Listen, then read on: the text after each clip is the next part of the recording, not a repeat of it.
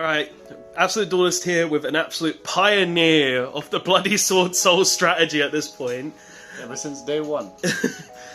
Pretty much you've been playing it for the last couple of weeks. You've come, what, second, first, third, first. Like, just topping every time. Yeah, you keep coming all of this ever since like you swapped back to this from Sprite. The deck's not dead, and you're just shit if you rely on mine. And yeah, so honestly, you're great with this deck in general. You know the deck in and out. People have seen you on the channel with it before, and it's great to see that you're topping with it a lot, even at local levels. Hell, you even you top 8'd the winner box the other day as well. Yeah, I was 5th. Even I had the same score as the guy, second, same tiebreak. Actually, better tiebreakers. Yeah, and it's like this. You just seem to know the deck in and out, so it's like good. And I'm pretty sure you've upgraded it and changed things since we last saw it as well. This Swordsoul, the generic core stays the same. It's just it tenders to the format. Yeah. So yeah, guys, we're gonna see this sick Swordsoul deck profile with very high shiny cards because you like your shiny cards. Our shiny cardboard is what we look for. Yeah. So let's go into it. Obviously, you got your standard Swordsoul lineup, 3 Ecclesia. I've seen people play it too. It's just too good. Going second is the extra synchro body on board. It can get you one of the people you need. Also, it's the only other main deck tuner that's not your hand traps or your level 1. So you can also bring it back off like Baxia and stuff. So it comes up 3 Moe, standard, 3 long 1.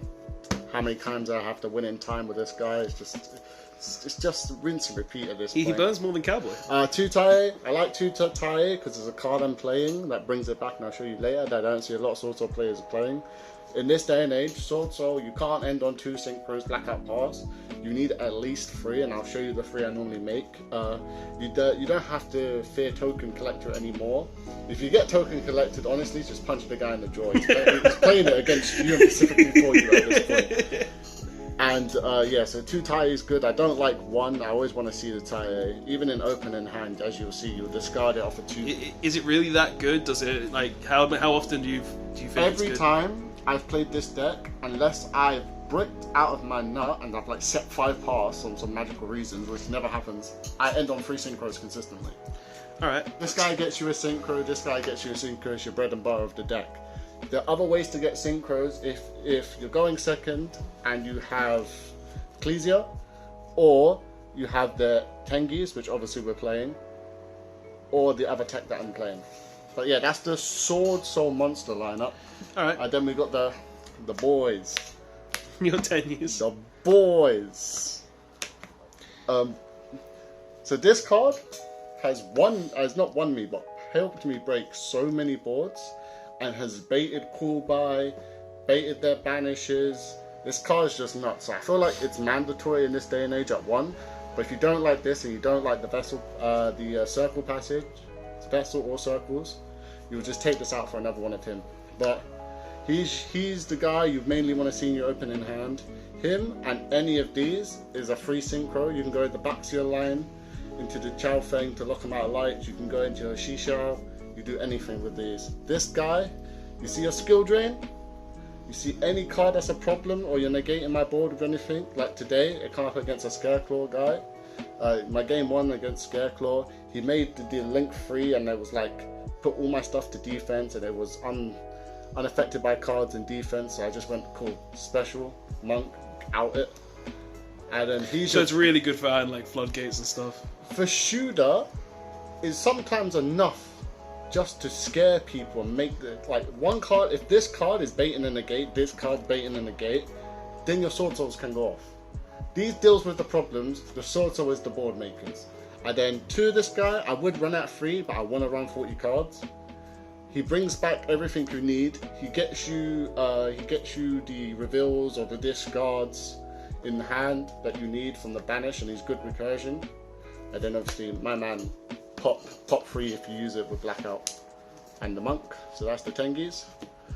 And then hand trap wise, I play 3 Ash Blossom. I feel like she's still one of the best hand traps, and I'm just comfortable using it. And the level 3 tuner actually comes up to goes into Yazis or goes into level 10s with the Swordsoul, so they come up. Guess you can count this. 3 Dark Ruler. Honestly, I've been waiting for the Megatins, and these will be droplets. If these was droplets, I'll be winning so many games. Dark Ruler is good and all, but Swordsoul is one of the decks that can break a board and then kill you. So I feel like this being droplets is better. Also, you can send your Tenyis to the grave. You can do stuff in damage step. So it's a lot more beneficial and a lot more ceiling when you play droplets. Yeah, it just gives you a lot more resource management and also just destruction. And then the best hand trap of the format, Imperm. Honestly, I might going forward play a going second variant when I get lightning storms or droplets from the tins because I got rid of them. But for now, this is working. The 2 times I've resolved this, I got tactical once and it lost me the game because he ripped my something that I needed. And the other time I resolved this is I opened 2. Normal summon went into Yazi with 1 play, and then he tried to do something and I ashed it. So yeah, they're the hand traps. And then we're playing 3 more of any Swordsoul, and then obviously you can do the banish with Tenyi, get the effect. Staple. Hope they don't hit this on the ban list.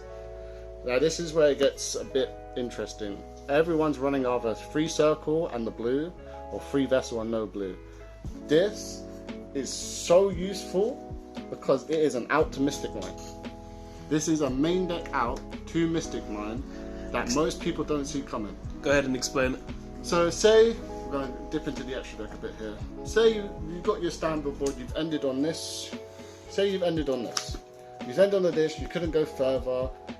They dark rule your Mystic Mine, they're like, ha ha ha, do you main deck an out? They try to be weird, you know how the Mystic Mine players are, they're weird girl donnies.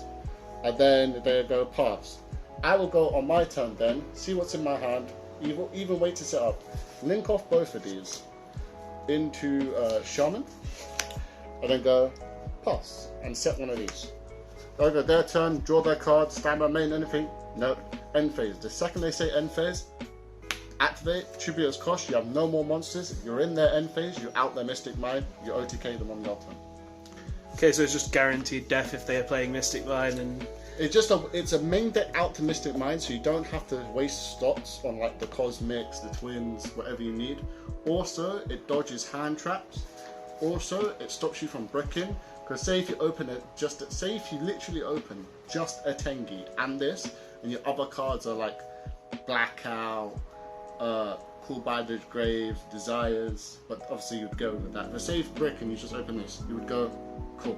Special summon the Tenyi, Vessel, getting you Tenyi, that gets you combo. okay. So this card is best for consistency. It's just amazing card. The Vessel is great. I haven't missed the Vessel once, and actually I've seen more consistency not playing the Vessel. But I just feel like this is just the way to go, and every Swordsoul player that's been looking at builds has established this is the way to go now. And then we're running the obviously the Pot of Desires. It's always good, can help you anti-brick, or if it's not to help you anti-brick, you can send 10 to boost your Synchro's attack. Also it triggers for the banish. And then if not, at your end, say if you sided, you're going second, you do your combo, your desires, you're hoping to see the anti-spells, the rivalries. But yeah, I've seen people main deck rivalry. It's good if you're locals. I feel like it's tournament based. If you're locals or tournament you're going to, plays a lot of tier, rivalry is good. But against some of these rogue decks, you're just gonna get rivalries does nothing in this. I don't want to know dead cards in my deck.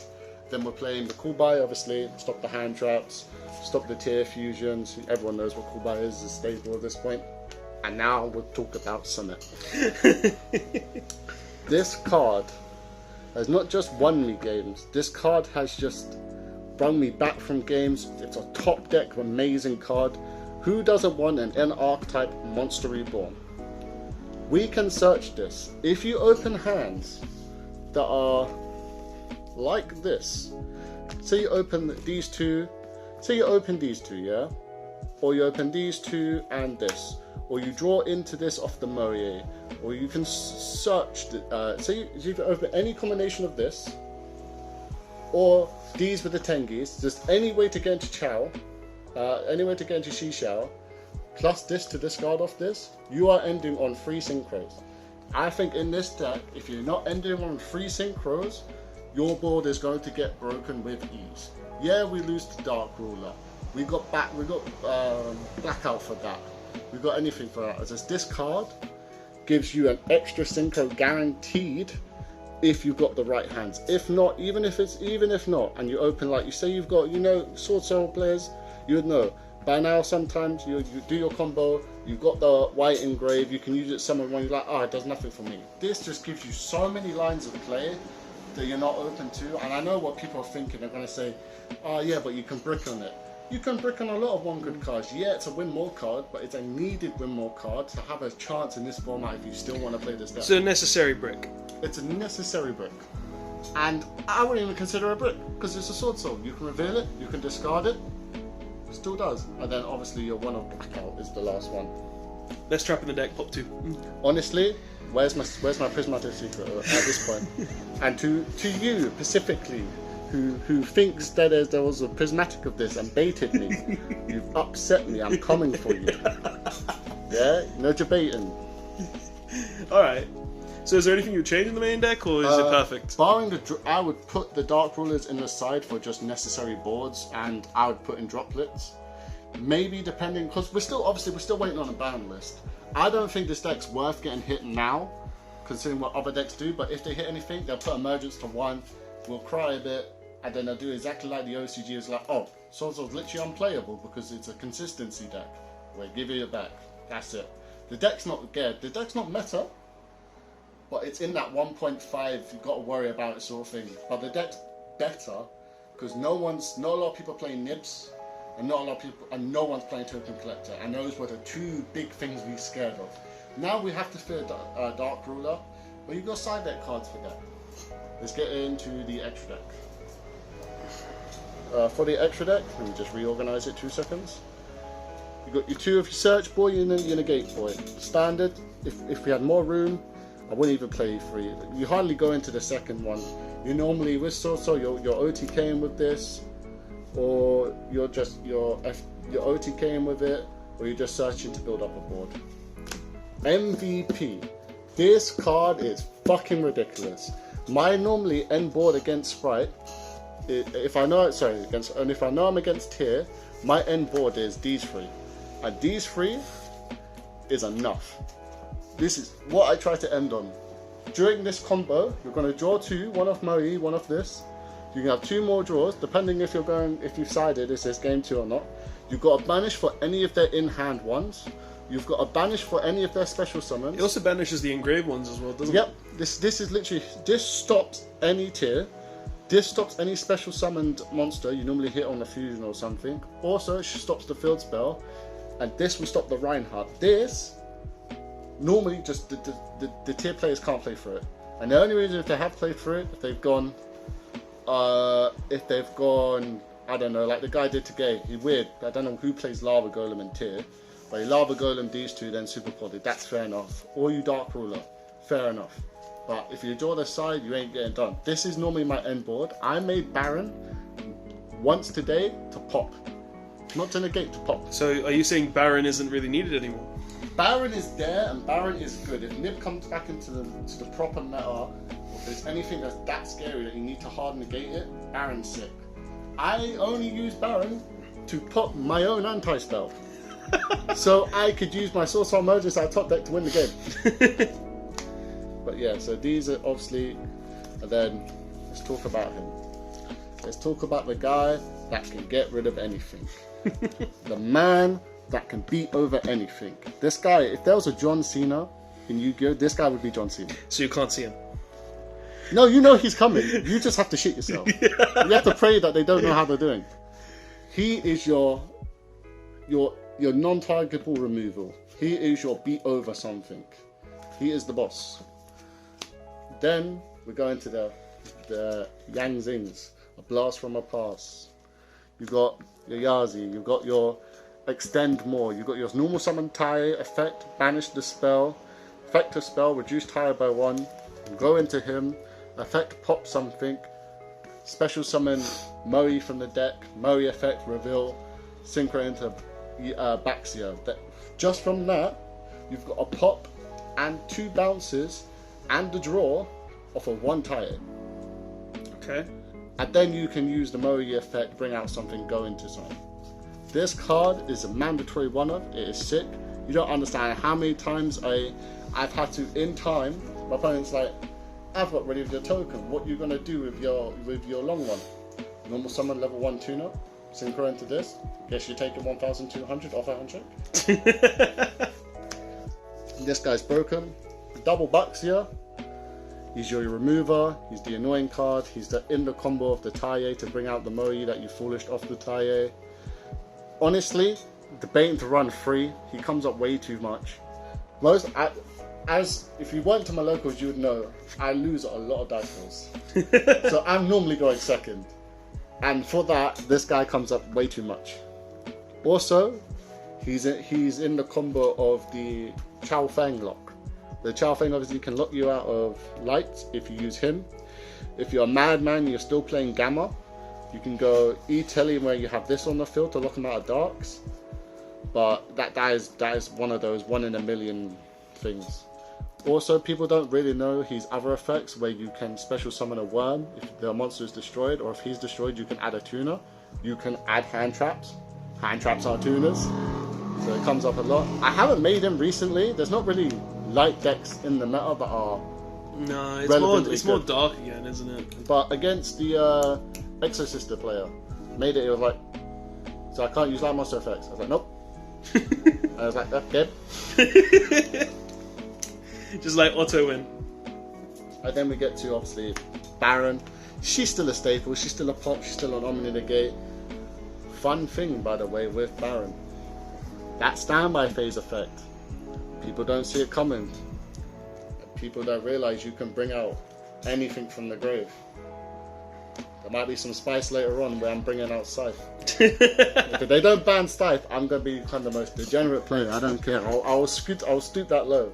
I mean, Scythe, Mine, all of it. People they all need to go. That's what I want to bring up, by the way. I've seen a lot of people literally relying on Mystic Mine in the deck. If you have to go that way, fair enough. The card is great. Use it while it's here. I understand that. This build is a build for after the ban list mainly. If I wanted to punk up this build for specifically this format, I would be running Mines too. And I'll be running with 43 cards. It's a 40 card deck right now. I'll change it to 43. But personally, I don't want to rely on that card. I feel like it takes the skill out of playing Swordsoul. You will learn more. You will learn from your mistakes and learn how to break boards more if you don't play Mine and have to play with the Swordsoul cards. If you rely on Mine to break a board, you shouldn't play in Swordsoul. You should go be playing Runic Sprite. And then this guy, shout out to Frankie, still borrowing me this. No one's had one in their binder. I have not made this guy at all since I put it in. I'm cutting him. He is going out of the deck. I'm going to replace him with either 3 cards. Scarlet Red Dragon Archfiend, the one for time. Because time is just a meta thing at the moment. Time theory exists. Yeah, tier takes 35 minutes. I'm just Scarlighting past. Scarlight for the game. Scarlight also, there's been times where I need to break the board to get the lethal, and I don't have enough cards to get rid of all the cards. Or Crimson Blader, so people can't follow up. If not, it's gonna be the blue Emancipator. Resin Reptite is the green for the spell and trap negate. If I spell a trap deck like, is it Runic? Runic or Eldritch. Yeah, or anything like that comes back. But this guy, he's good. But then I think people have got the common knowledge now of, so he's unaffected as long as my 5 points are higher. Cool. You attack into him, look, he's not unaffected now, goodbye. And that's how people out him. I've seen a lot of people that just summon him and think he's untouchable. Just attack into him, your life points are low, get rid of him. Yeah, there's also people playing Underworld Goddess, which is cheeky as well. Going to more, obviously you've got your 3 Tengyis. Honestly, if I could play 4, I'd play 4. The fourth comes up, yeah? You know how ridiculous that is? In the grind game, the 4th comes up. Can't do it, but I would.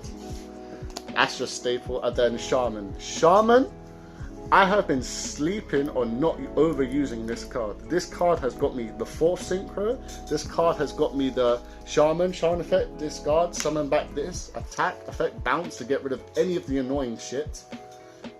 And then also, Shaman can bring back your Tai, then Tai can get you the Berserker. The Berserker can still use its effect because it's a Tenyi. And also remember, it's a funny thing, but couldn't you technically use Berserker and also the level 1 Tenyi to go ahead and make the Chao Feng. No, Chao Feng, you can make Chao Feng, yes. Chao Feng to lock you needs the Yang Zing monster. Oh, does it need a Yang Zing? It needs the Yang Zing attribute. If it was just like that, you know how many people would be locking you out of darks? This deck would still be tier 1. Yeah, but no, she comes up too much, and then obviously I've just got my little flex tokens. And nib, because if we get nibbed, I'm placing my own nib. Don't be a dick. Alright. Side deck wise, side deck is literally side deck just fits how you are. I think the mandatory stuff in Swordsoul side deck, free anti-spell, obviously the card's busted, locks out 1/3 of Yu-Gi-Oh! Stops the Dark Ruler, stops the Ultimate Slay, stops field spell, any of the bullshit. And against the Runics if they come up. I think this is mandatory on everyone's side right now, unless you're just a spell heavy card. Rivalry. Say you're playing against Tier, I'm going to keep on mentioning it because I feel like it's the best deck right now. Say you go against Tier, they activate Bigfoot, they activate Jackalope, they activate Mothman, they do any of the dangers, they summon the danger. The second that danger hits the board, Rivalry, what the fuck are you doing now? What card are you doing now? Was it a Nessie? No. You're doing nothing, simple as that. Yeah, Rivalry is good, obviously. I'm not a big fan on Floodgates and Yu-Gi-Oh, but like Swordsoul's got to the point where it has to play them. Unfortunately, it's on that limit of rotating out sort of thing as one of the contenders. Yeah. Evenly matches, love the card. Just kill Tier. Again, I'm gonna keep on mentioning it. Kills Tier. It's got 6 arrows on it, so that's a plus. Also, like Dark Ruler evenly is great against the back row deck. These also hurt them. Playing Eldritch, draw, standby, battle phase, evenly. Or even, there is a time today, which is it's going to be a funny story. I didn't have evenly. I said draw, standby, main, battle phase. This guy shit himself. This guy's like, fuck. He started activating shit, he started getting rid of shit. I was like, nice. Main phase 2, he's like, what? He's like, main phase 2? The mind games. The mind games in Yu-Gi-Oh come up a lot, but yeah, evenly is great. I just have these in every side deck I've ever had in Yu-Gi-Oh. I put in the Pank, the Red Reboot, the Duster. This is for the back row decks. No one likes Floodgates. This can out-sprites board if the sprite player doesn't do the correct plays nowadays. You still can't, but Pank's just a solid card. Who doesn't want a free special summon level 8, level 7? Level 7. That can pop anything. And then I got draws. Okay, bit preemptive. What's the draw for? Okay, so you've activated your danger effect. You've summoned your danger, you've drawn a card. I've activated draw. I've now turned off your field spell, turned off anything you're doing. That's that. Rika players. Copying the guy who won. You do your combo, Mika. Stop it. Okay. Sprite players, this is where it doesn't come up a lot against sprite players. It can hurt them. It can once they do blue, I guess you stop jet or vice versa. Or if they, it doesn't. I wouldn't side them against this sprite. Other matchups, I really love this card against tier players. Or against the, shout out to Triff, whoever's copying his build at my locals, you know who you are. If you're playing the adventure package, this stops that in any deck that's playing the adventure package, especially in the adventure sprite tier. I see a lot at my locals. So yeah, also Flunderies players, they're still about, you still got to worry about them. So this is why. Just pray they don't D-shift them. We pray for no D-shifter. We pray for no D-shifter. So obviously you love this deck. You know this deck. I've been playing it ever since it came out. Fusion Destiny? No, it wasn't Fusion Destiny. It was Burst of Destiny. Burst of Destiny, yeah. I've been playing ever since Burst of Destiny. I just play this deck a lot. I have to every week, at least like once or twice a week. I'm trying to change, see if the new spice. There's a card coming out that is a level 4 Tuna Worm that has a decent effect in the new Chaos set. I've been testing with that. It's okay, it's not worth playing. Unfortunately, there's nothing new for this deck unless they bring out a new Synchro or they finally give us another main deck stuff. The other tracks are a bit garbage.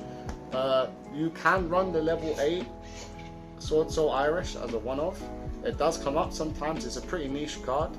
If you want to sit there and let your opponent read a card, definitely summon that one. but it ruins consistency. I feel like for a build, barring Dark Rulers in the main, take them out, put in droplets. That's the good going first deck. You can change it for going second. Main deck the evenlies, Dark Rulers, the droplets, the lightning storms. Or in the side deck, if you feel like this is not necessary, or you feel like you don't want to run the anti-spells, you always got lightning storms. But for now, even if I had more cards, all I would do is put droplets in for Dark Ruler, and I think the deck's perfect. Fair enough. So clearly the deck's still going, it's still good, it's still great, and honestly it doesn't look like it's going to die anytime soon with you playing it the way you are. You know the deck well enough, and it's still generally a good deck. I haven't had the chance to play against it yet, sadly. We'll probably do some testing because I want to see how good that is. And yeah, thanks for the deck profile. As everybody knows, this boy just keeps coming on the channel because he's good at the game. He's good at the game, no matter what anyone says. And he's also a part of the new team we're putting together. So yeah, the managers come in the room. Putting a team together, it's me and you. What? But yeah, thanks for the list, everybody. I hope you learned something. You figured out if this is a Swordsoul deck you want to play. Mitch, anything you want to say before the end? Honestly, if you're thinking of picking up Swordsoul, do it while it's cheap still. The Ecclesias are getting reprinted. All the most expensive card now is a £20 Moe. If you feel like you like this deck and it's a decent rogue deck, I won't even call it rogue. It's still 1.5. People know Swordsoul. People, every time I go to like, was like, "You're still on Swordsoul?" I'm like, "Yeah."